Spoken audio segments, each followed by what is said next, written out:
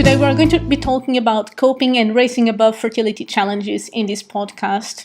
And we have with us a lovely lady who decided to keep anonymous for today, but she has enormous knowledge in this subject. So welcome. Can you tell me a bit more about the beginning of your fertility journey? Yes, really it all kind of began when I was about 15, 16-year-old, when I didn't get any periods. So then I went to the doctors and we knew we had a bit of a problem. And after numerous investigations, to and fro from the doctors and forth, we found out I had a condition called MRKH, which basically means some people can be born without a uterus, fallopian tubes, and means you can't carry a child or give birth to a baby. So it kind of happened from then. That's a lot of information at such a young age. Yes, it was. Yeah, I mean, at that age, you think you feel like your world's come crashing down, especially because as a little girl, everyone wants to have children. Well, most people want to have children.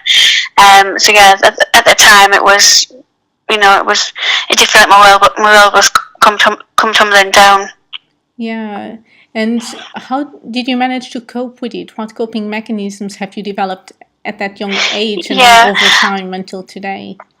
I think at the time it was kind of my family, my mum and my auntie supported me, and they were really positive influences. They said, you can't have children, but it's not the end of the world. There is other means of having children if you wanted to do that later on, and really just to focus on your life and enjoy it.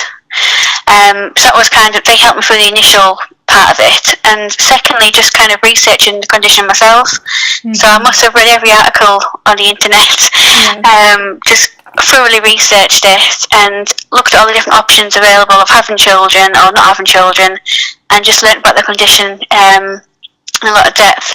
And a couple of years ago, I did find an online group on Facebook with other similar ladies in the same boat, really, can't have any children, and just talking to them and sharing stories, that's helped quite a bit.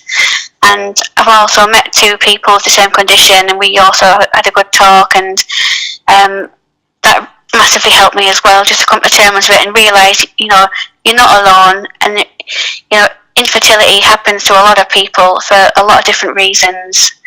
So that's kind of how I've dealt with it, really, just researching it and speaking to other people, mainly. Yeah, I think you've raised really important points, that there is always a plan B. And learning that from a young age, it's really important. It makes a difference on how we cope with it.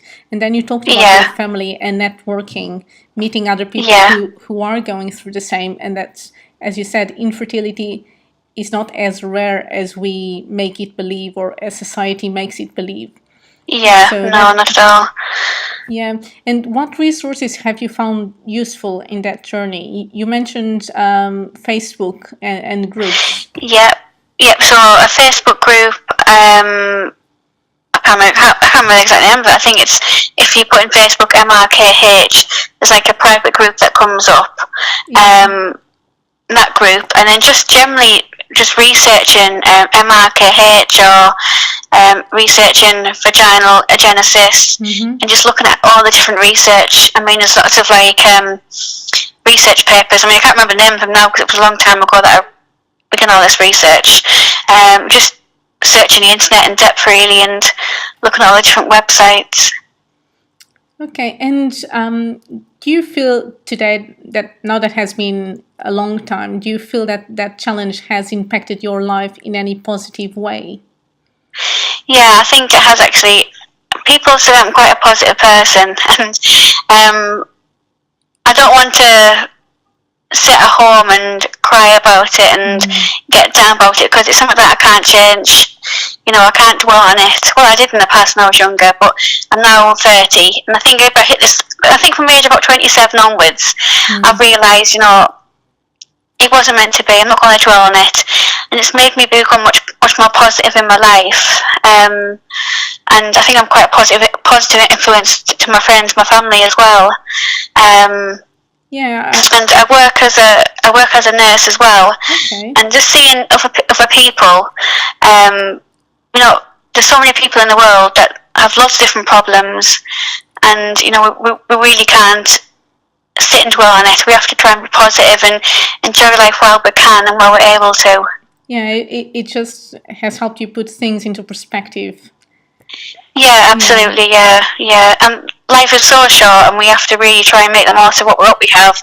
And so much in the world to see and do. And if having children, I mean, obviously there's different ways of having children. But if you're not going to have children, then there's plenty of things that you could do. Yeah. People who don't have any children, they have more time. They could, progress in their career more. They have more time for their family and friends, and they can be, aunties. They can be an auntie to their friends, families, children, and what have you. That's such an important point. Learning to see the glass half full instead of half empty. Yeah. And yeah. It's that tiny change that we need to help other people in the same journey achieve. Mm-hmm. What advice would you give to other women and men who are facing fertility challenges at the moment and haven't reached that point where you're at of accepting? Yeah. I think first again, just research different options available, like surrogacy, is that an option? Adoption, fostering. Look at the options of not having children, and just see. Just sitting down. It doesn't come quick. It doesn't happen overnight. You have to really think about what you want in your life, and just really having a good think about it and seeing which route you want to go. Because there is other options of having children. It might not be the option that most people want, but there's surrogacy and adoption, and no matter how you have a child, that child will still be yours. Yeah. But if you choose not to have children, your life can still be full and happy.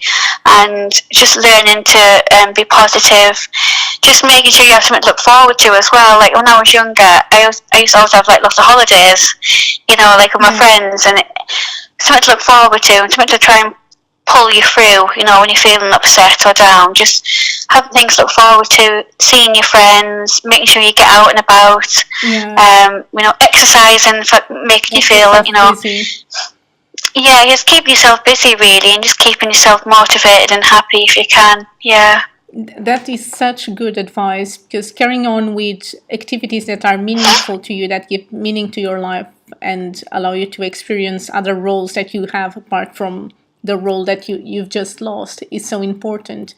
And keeping in mind, like you said, that there is always an alternative plan that we can get to. Yeah. Thank you so much for joining us today, and thank you for volunteering your wise advice to us. That's great. Thank you very much. Okay. Thank you. Speak to you next time. Bye.